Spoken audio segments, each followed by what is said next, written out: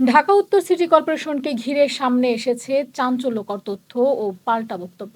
সাবেক প্রশাসক মোহাম্মদ এজাজ দাবি করেছেন, তিনি দায়িত্ব ছাড়ার দিন অর্থাৎ 10 ফেব্রুয়ারি ঢাকা উত্তর সিটি কর্পোরেশনের 26টি অ্যাকাউন্টে মোট ১,২৬০,৫১,৫১,৩১১ টাকা ৬০ পয়সা তহবিলে জমা রেখে গেছেন।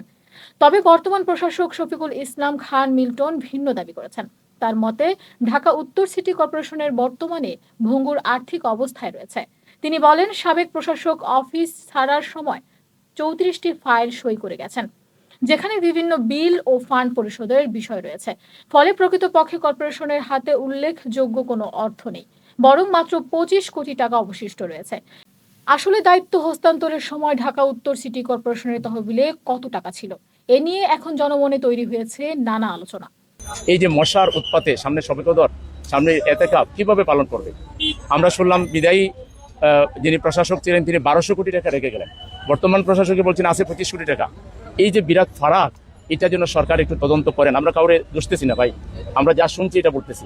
যদি 1200 কোটি রেখে যান, এখন 25 কোটি কি কাজ করে আনলেন, এটা একটু ব্যাখ্যা দিলে ভালো হয় যে এই কাজ করার কারণে এটা এখন 25 কোটি টাকা।